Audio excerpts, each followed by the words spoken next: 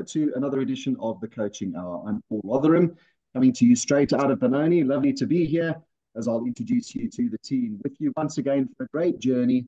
We've been listening to you, and based on some of your comments on our previous recordings and previous podcasts, we've realized that stress really is something to be talked about at the moment. And so today's topic, we're not going to be talking theoretical, we are going to be talking practical. Steps that you can take, things that you can do to basically ease your stress, make yourself a little happier and less anxious. I'm joined by two lovely ladies who always do that, make us feel relaxed and good, in the form of Marika and Mary. How's it, ladies? Well, thank you. Lovely. Welcome, Mary. Remember, this is radio, so you need to actually say hello and not just wave. We got a wave from Mary, which you wouldn't have heard. It was a very quiet wave. Hello. There we go. Yes. Hello. Nice to have you with us. The ever happy, ever bubbly and bouncy Mary. And Marika, I'm going to allow you to do the introductions because we have a fantastic guest joining us for this edition of the Coaching Hour. Awesome. Thank you so much, Paul. Yes, we have Jared Shippel this morning with us. He's a leadership, business coach, and learning strategist with a special interest in stress, burnout, and employee engagement.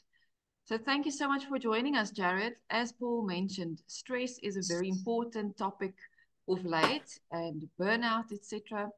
But today we want to more focus on the practical part of it. But before we get into the topic, Jared, please tell our listeners and our watchers on YouTube, who's Jared and why are you passionate about these topics?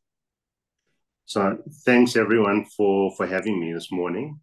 So I'm one of the co-founders of a business called EQ Consulting and Coaching. We specialize in different forms of personal development, mostly coaching within the entire workforce within companies. I've been in the learning and development and coaching and just personal development space for the last 20 years. Despite my youthful looks, I am that old. I got involved specifically in stress, burnout, and employee engagement when I started seeing clients of ours not knowing that they were actually on the verge of being hospitalized.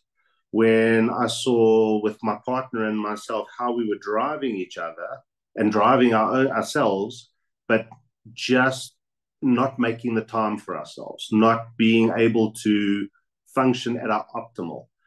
And then as the year progressed, last year, when people were saying, well, I was dead tired in February, okay, and, the year could have come to an end there, that was when we really started building new programs. We already did work in stress, but it was never the sole core focus of what we do.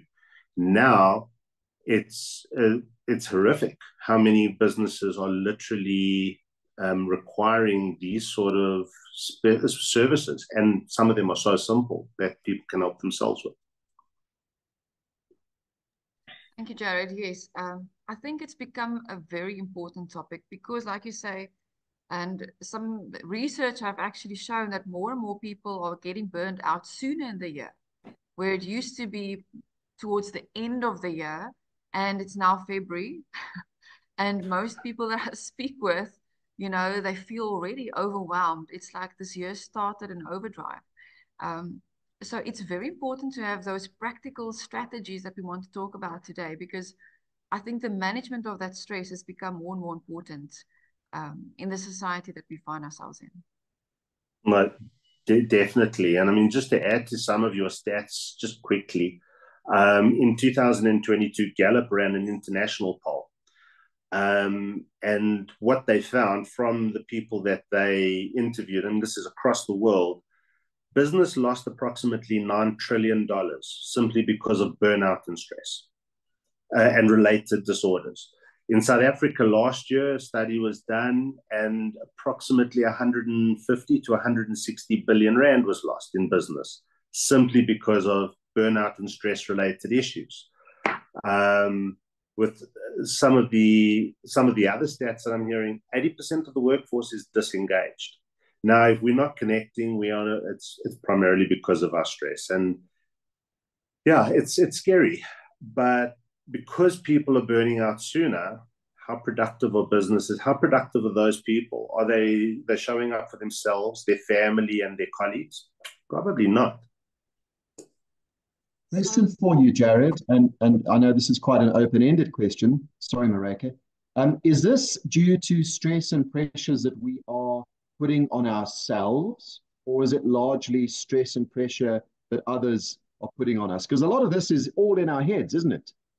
A lot of it is, and a lot of it is because we wired that way. So we look at the societal sort of pressures, whether it's from the workplace or whether it's from things that we impose on ourselves from our own perceptions. So what we find is that a lot of it has to do with control, with time, and then with how we communicate. So if we are spending a lot of time on things that are urgent and important, I mean, this is the old Eisenhower matrix. It's just a theory that's been around for ages. We're going to get into an absolute rut. People don't know how to manage their time. So that's one key area. People also think it's taboo to say that they're under pressure.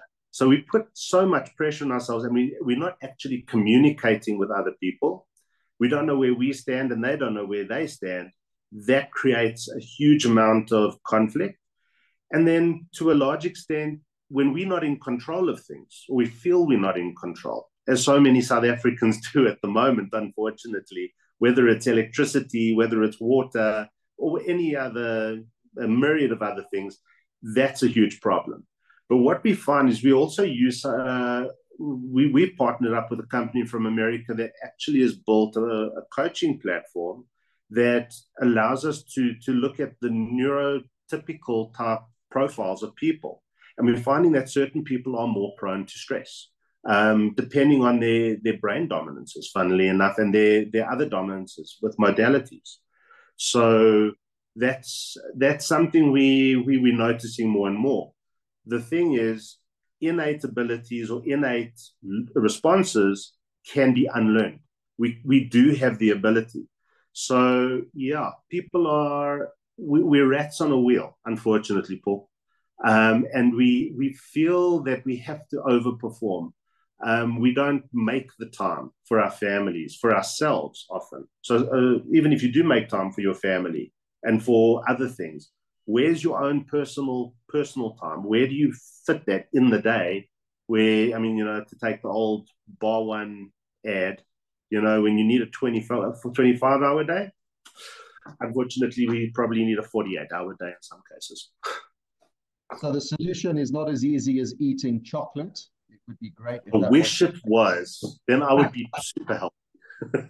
So give us some practical tips here. What can we start doing to de-stress? Okay, awesome. So, if we just take a look at those three core areas, one of the best ways is actually to plan your time and plan it so that you are able to control it. You've often heard goal setters, and a lot of great coaches like Mareka will probably work with people on actually putting down their goals. The same has to happen with your time. So what we do is what my partner and I, her name's Tamara, we typically take people through theories like the Eisenhower matrix, where we look at, is a person spending their time on things that are urgent and important, just important but not urgent, things that are urgent but not important, and things that are neither of those.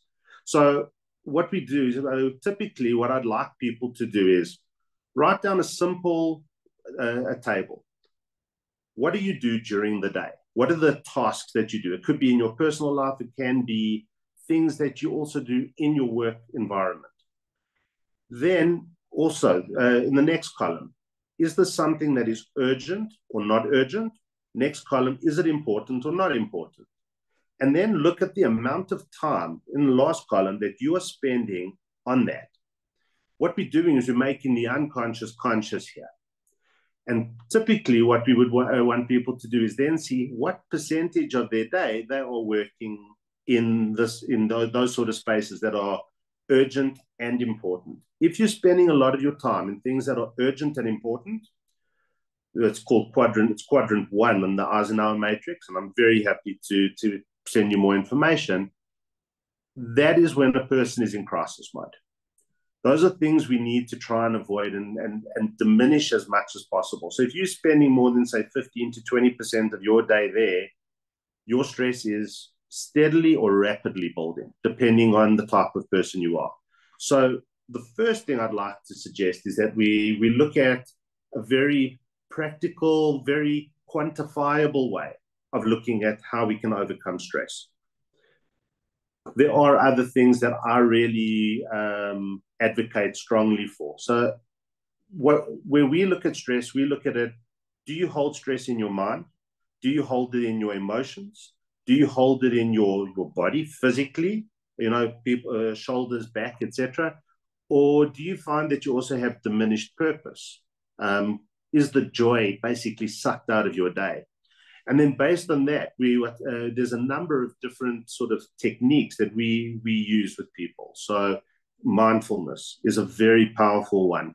Actually being in the moment and understanding what it is that you're experiencing, where you're holding it, and working towards the overcoming that. But what I found really incredibly powerful are two other techniques which I use in conjunction with the understanding I've given you. First is called the Jacobson's progressive relaxation. I can't go through the whole thing now. We don't have the time, but essentially it is a series, and I can make the script available to you guys. It's a series of exercises where we focus on specific muscle groups within the body at a time. So, for example, when you start, you would be clenching your fist as tight as you possibly can until you see the white in your knuckles. And you hold that for 15 seconds and then release for 10. And then you'd be doing the opposite, hyperextending your fingers with your palms. And you do this throughout all the muscle groups in your body. Now, at first, it seems a bit trite, so like something that's not going to help. It's a tried and tested technique in cognitive behavioral therapy that helps people with trauma, with anxiety, with stress. And if you do this enough in conjunction with guided imagery, and I can take you through a basic guided imagery in a moment, what we find is that there's a learned response there, and people are literally able to create almost a safe word for themselves. And if you're in the car, I don't know, driving on Rivonia Road in peak hour, I mean, anyone's blood will boil, okay? Stress levels rise. What you can do is, instead of sitting there and doing this whole exercise, you've trained your mind to literally say your safe word, say your stress word, and it gives you that feeling immediately. Almost, it's a type of operant conditioning. So that's a very practical technique we work with on a constant basis. But it's really about wrapping your mind around it, understanding your emotions, understanding what it is that you do and how you react in certain situations.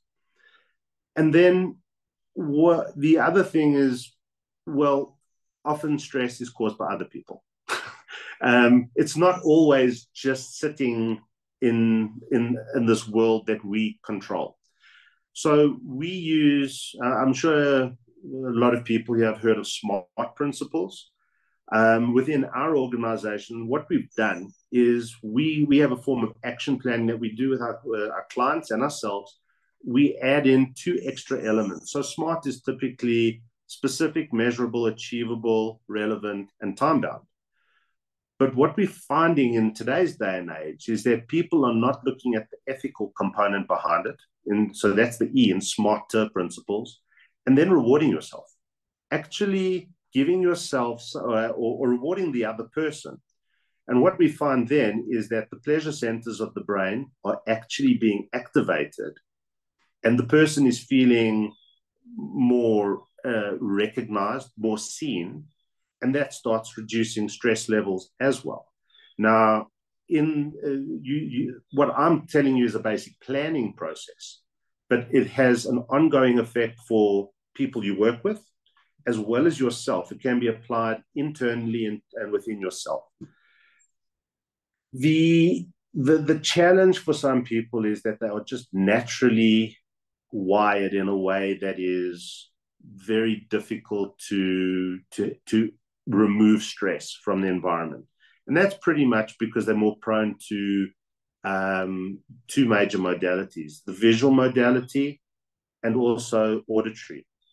So what we have found, quite interestingly, with a lot of people that we've worked with, is the more prone they are to external sounds bothering them, the more prone they become to stress, heightened levels of stress. Their productivity is reduced. Because of that, their time levels, their time control is not under control. They can't control the auditory aspects outside, and this then starts to build.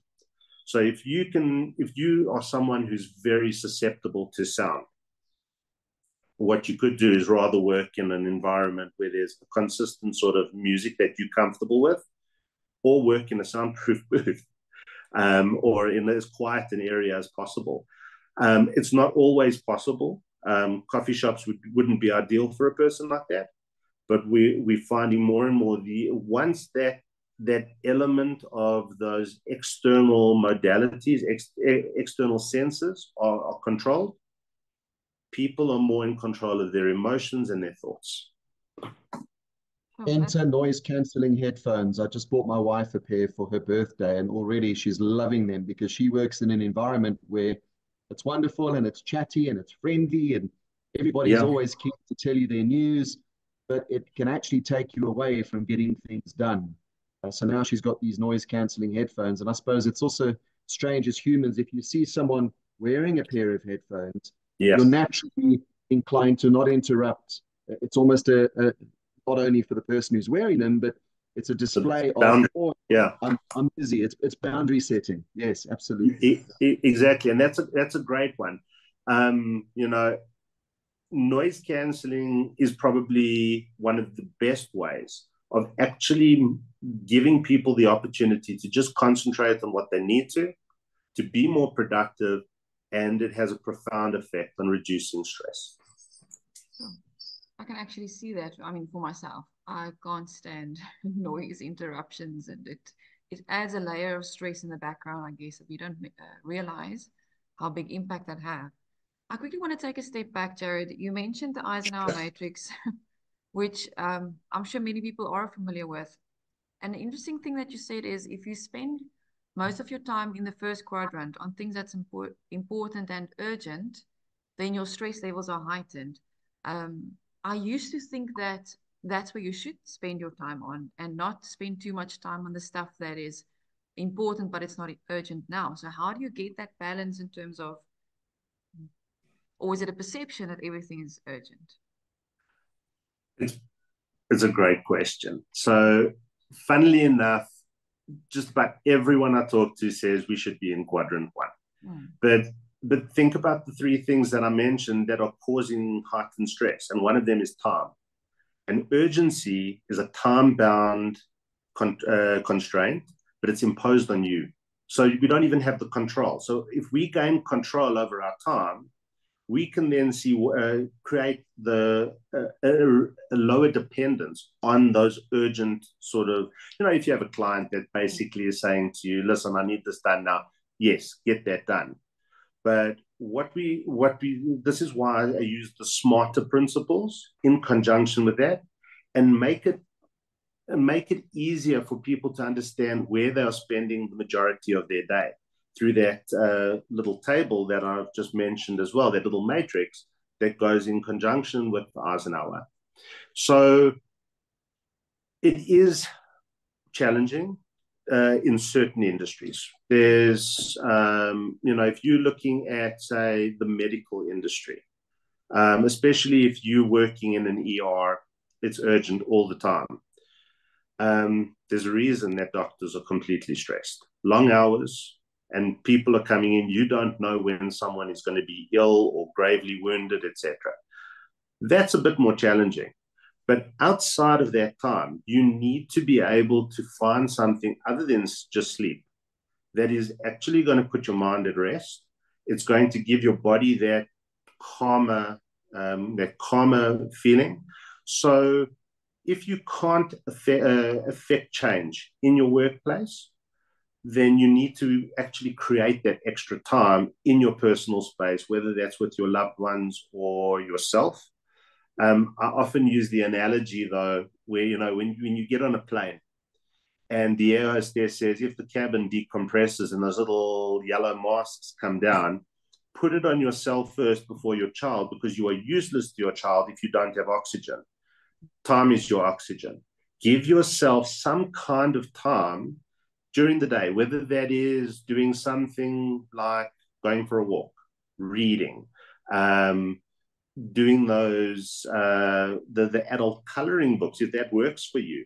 But things that are going to engage as much of your physical aspect of yourself, getting in touch with your own internal emotions, and then allowing you to process it. What we find is if people are processing things, huge amounts of information, and we need to slow down that information overload as well. For people who overthink, this sort of technique works incredibly well. They can now find a way to stop the thinking, because they can just go and look at what they've written down in a spreadsheet or with pen and paper, and say, okay, this is where I'm spending my time. How do I consciously and how do I objectively look at this so that I can give myself an extra 10 minutes here, extra 5 minutes there? If you do that with 4 or 5 things, you've got yourself an extra hour if you're making a little bit of time. So it's kind of like that. We shouldn't have the mentality that if I want to become a millionaire, I've got to go and put R1 million in the bank and let it grow. We teach kids from young age, put away 5 rand, 10 rand, 50 rand, or whatever, and it builds. The same thing with our time, the same thing with our own mentalities. Fascinating. So it comes back to planning. Stress management isn't a quick fix. Now I'm tired Never. and now I'm gonna go, away for the weekend. Or it's you have to sit and plan your time and what you spend your time on and become aware. No, definitely. So instead of going and having that expensive holiday at the end of the year, which will be great for 2 weeks, unless, of course, you go to Cape Town in December and then you're stuck in the traffic, and the costs are higher. Rather take several weekend breaks or several week-long breaks during the course of the year. If you're running that year-end team build for your people because they're completely stressed, it's kind of like putting the plaster on the wound, but you're not treating the wound. Rather have, regular, shorter intervals, things like a half hour to an hour a week, or once a month with your team, where the focus is not on work, but it's rather on understanding where our challenges are, how do we overcome them, how do we make more time for each other, how do we respect each other more. It's really, I'm hitting on a lot of the soft and fluffy, but to be honest, that's what we are at the core of it. We are social people. We are not here to just be working on spreadsheets all the time and sitting on a computer screen day in, day out. We were never made that way. Now, if we can just do that, I have a 5.5-year-old, and life for him is so much simpler. And this is what adults do. We make things complicated. You have time to play. You have time to work. You have time to sleep and eat. Great. We have a whole lot of other things going on. But if we just take a leaf out of kids sort of books, they know when they need something. They'll know when they need that hug or they need to talk to you, and they know when they don't. That's what adults need to do. We've learned so many bad habits of shutting up. And that's partly generational as well. So we find that, you have your older generations that were told to keep quiet, but they also were given that resilience as well. Now, with Generation Y and Z, they're not resilient. They have this immense need to be valuable to society. Whether it's misguided or it's correct, that's not the point. The intention is pure and it's positive. And when they see how harsh the world is and how they get treated by clients or whatever the case may be, that's when they're breaking down. And that's why we're seeing the biggest level, the highest levels are with Generation Y, the millennials, and Gen Z. It's coming very quickly because they're quite similar. It's just that most of them are not in the workplace yet. So, Jared, what I'm hearing is that we need to pace ourselves and set intentions. Yes. To give ourselves time. You've crystallized it beautifully, Mary. If we create that time for ourselves, so that's where the pacing comes in. We are not racehorses. We're marathon runners. We're here on this planet for 60, 70, 80 years, and now we're having people living to their hundreds. Okay? We also we're intentional beings. You're 100% right. And a lot of the subconscious aspects of what we do, our innate, how our brains are naturally wired, has forced us into certain situations. We can overcome those. And then the last thing is to be intentionally boundary setting. Okay, and the reason I say this is when it comes down to time, and it comes down to other people in the workplace or in our personal lives, if we can set those healthy boundaries, then we can manage our time. We can be intentional. We are intentional about all of these things. And exactly what you said, that's how we go about it. Oh, thank you so much, Jared. I even made a few crib notes here. So there's a lot. I think we could actually have a few more discussions on specifically like boundaries and also managing time and prioritizing those type of things, which would be great to go in more depth. But thank you so much for this very interesting conversation. There's a few things that you made me realize today as well. So thank you so much for that. Thank you for having me. I really appreciate the opportunity. Thank you very much. As always, we will put the links in the description so that you can find out more about Jared. Jared Shippel, our guest for today. And we do hope you'll be able to join us for another edition of the Coaching Hour coming soon. Thank you for joining us, Mary and Mareka. Thank you as always.